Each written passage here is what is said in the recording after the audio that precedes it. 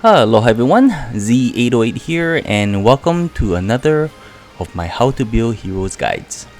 I'm not going to pretend I know everything, so everything in my guide will be based on my own research and personal experience.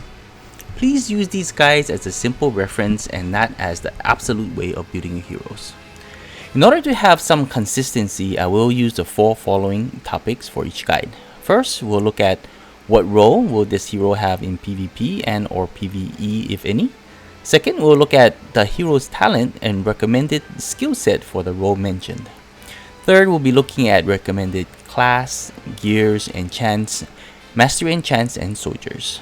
Finally, the fourth topic will look at some examples of game footage if available. So part 1. Today we're going to talk about Emerick, the true assassin. When we look at SR heroes, the first things that comes to mind is underpowered. For Emerick, he gets shafted just the same. In fact, if you look at his exclusive, I consider it just trash, but maybe that's just me. I mean literally, I bought it and it is still level 20. Wasted all my controllers.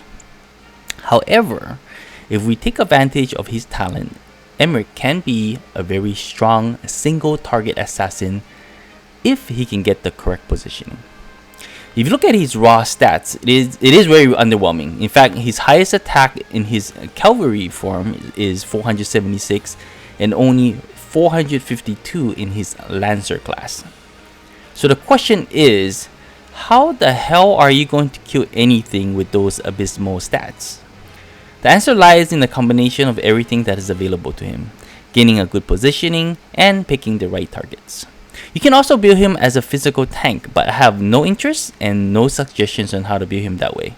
I already have tanks that can do a better job 10 times easier, and as for PvE, no suggestions as well. Maybe some nice niche challenge fights, and I can think of one, but really it's unnecessary. So if you want to learn more on how to build him as a tactical powerhouse, as a true assassin, continue watching the video. Okay, moving on to part 2, his talent. So his talent, it is when attacking, attack is plus 20%. When attack, damage taken is minus 20%. All enemies within 2 blocks suffers minus 2 mobility and cannot guard.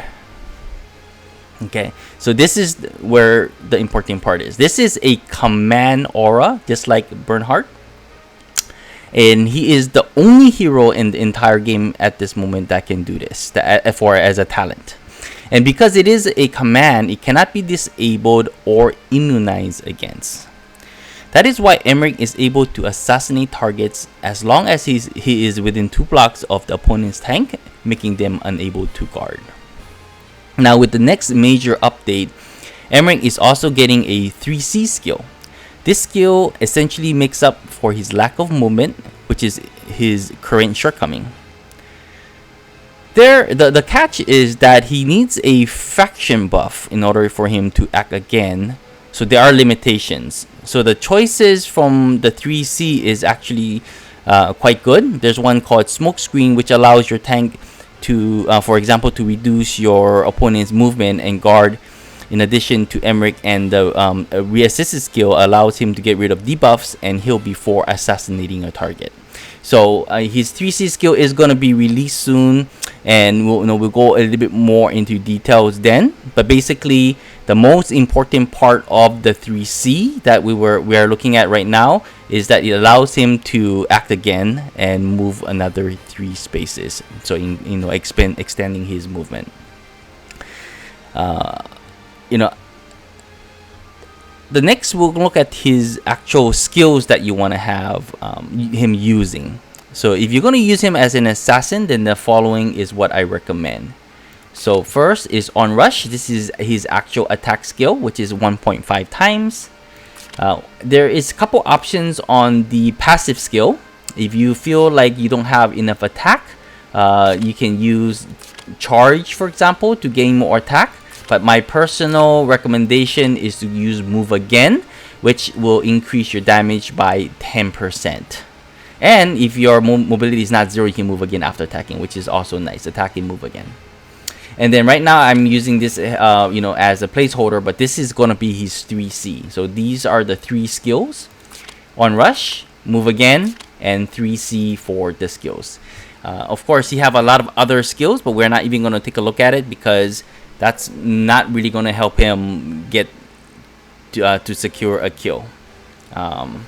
And to really secure a kill with high success rate, the skills that I recommended is probably the best that you'll find, because he does have very limited skill set, unfortunately, because he's a SR unit, right? Anyways, so part 3, the most commonly asked question is, what class should Emerick be?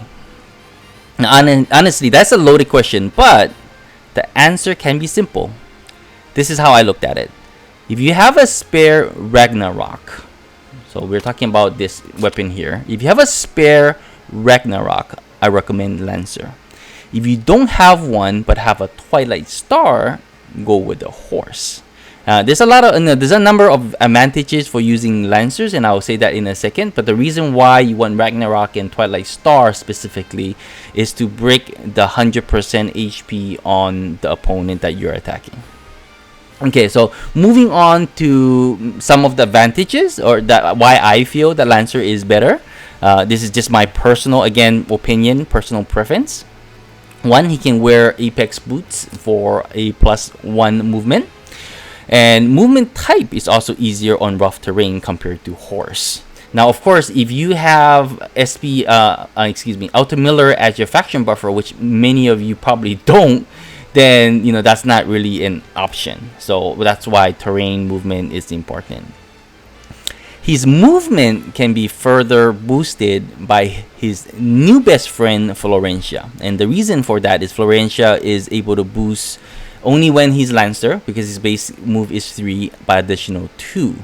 Keep in mind that this skill does not stack with Breeze, and I have already tested it. But basically, his base will be 3 plus Apex boots, which gives you another 1, and then Florentia 2. So actually, he gets 6 movement, which is not too bad if you are able to get Florentia in the same team.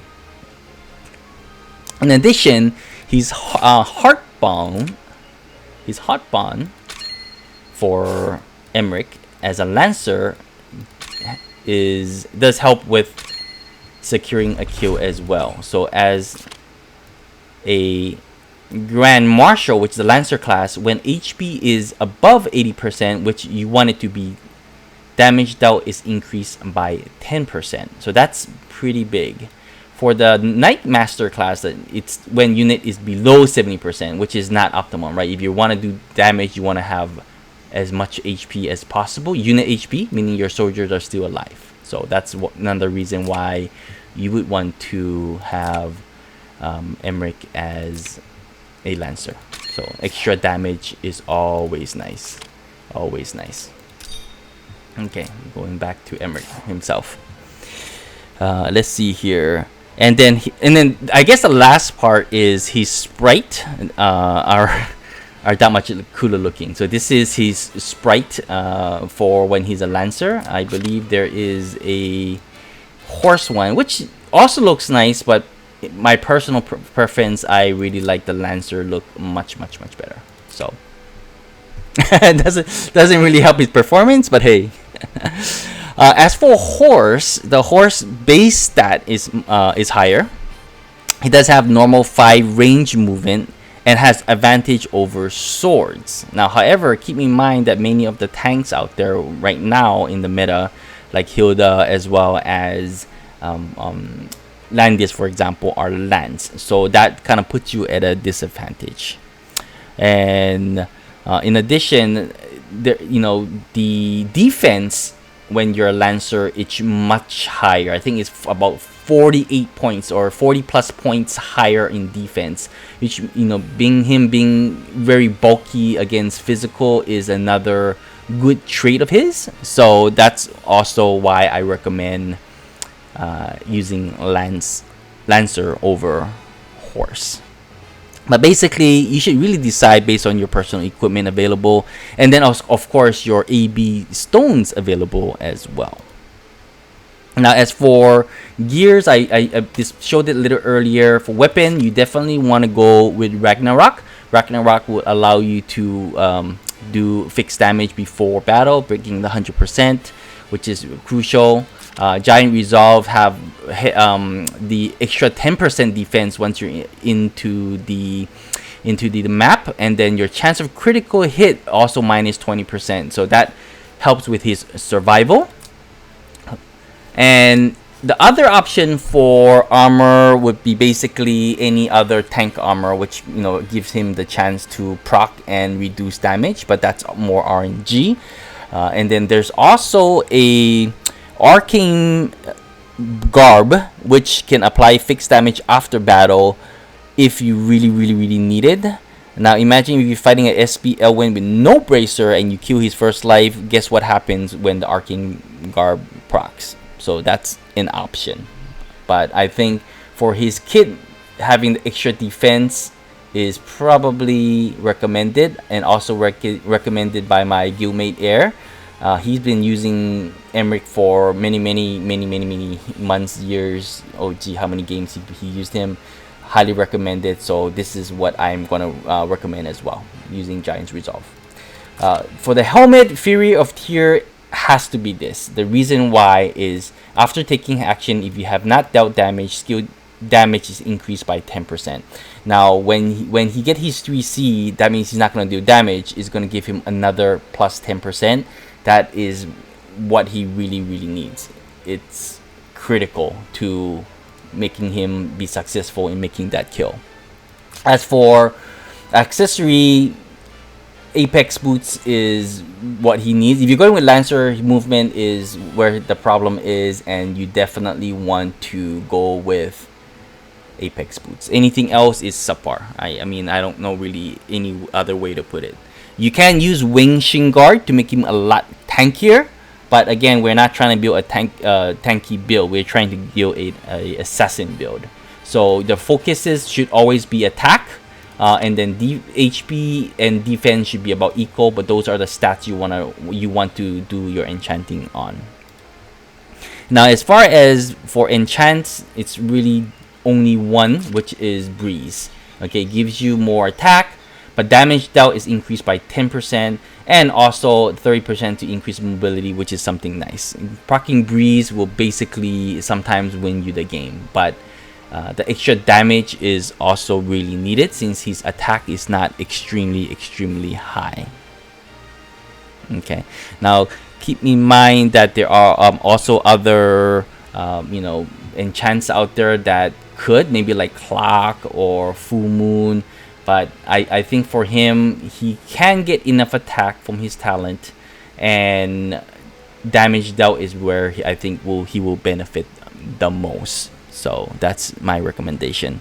Basically, your goal as far as stat wise go, HP, you want sometimes it's hard, but 2000 is bare minimum.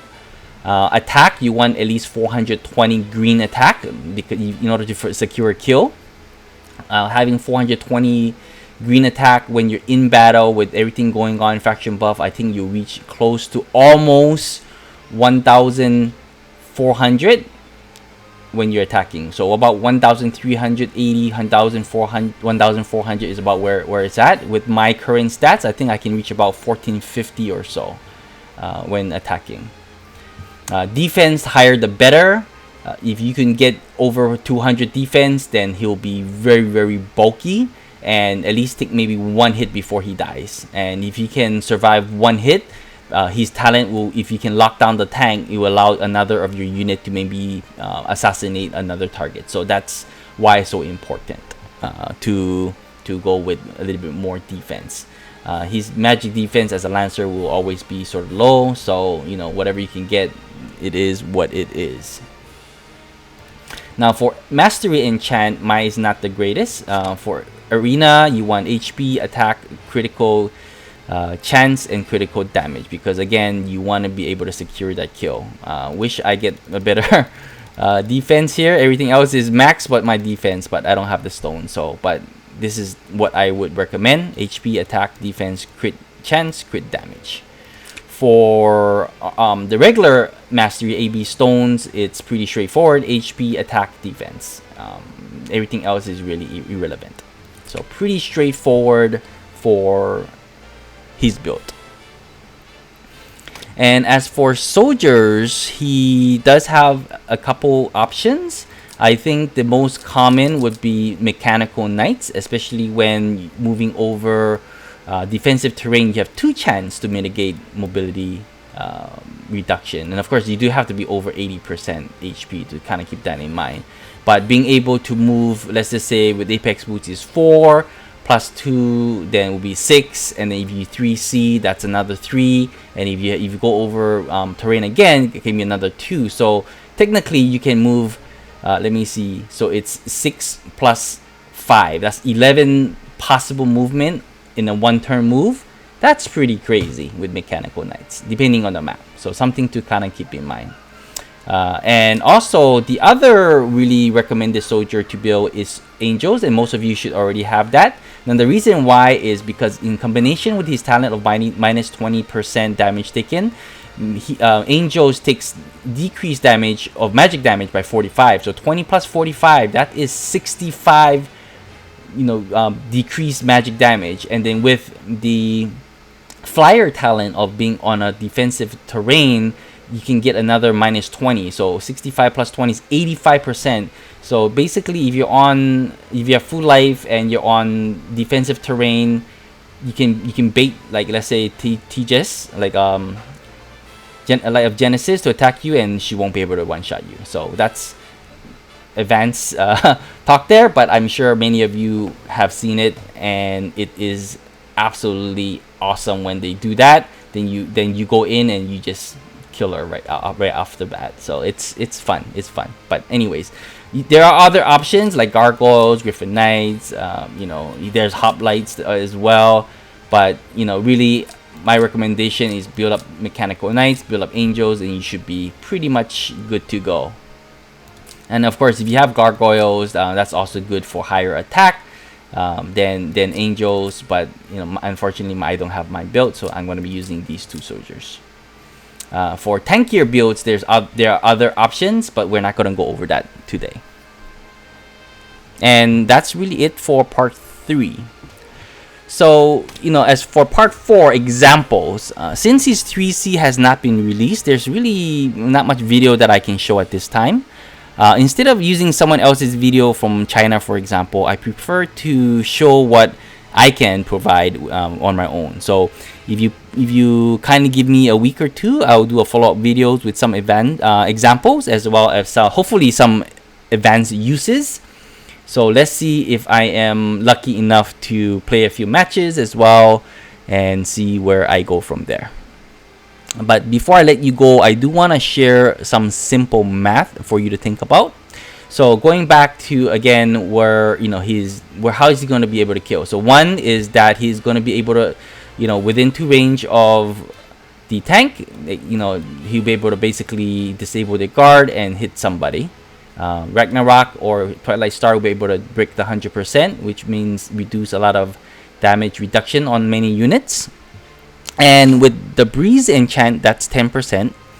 His move again ability, that's another 10%. With his Lancer Heartbound, if he's above 80% HP, that's another 10%. With Fury of Tyr, that is another, after using 3C, 10%. That's 40% so far. Burn is going to provide his new fraction buff. That's 18%. So that's a whooping 58% increase in damage dealt. And by using Onrush with roughly about 1400 attack, very good chance you're going to be able to one-shot most squishies. Okay, so assassins, mages, healers are all going to die. Keep in mind, you can also add additional buffs such as Crown, Miracle, and Tenyo Breeze buffs. And you can use Crown because his 3C, when he uses it, he does not lose the buff duration. So that's very nice damage available to him. So it's something to keep in mind as well. But he is going to be a powerhouse. Trust me. All right, thank you for joining me and showing your support. Please let me know how you're building and using your Emerick in the comments below. Don't forget to like, share, and subscribe. And there is a very nice bell icon that you can click on if you want alerts when I have new content available. And in a few more days before the major update, and it is gonna get wild. Oh yeah. Please take care and aloha.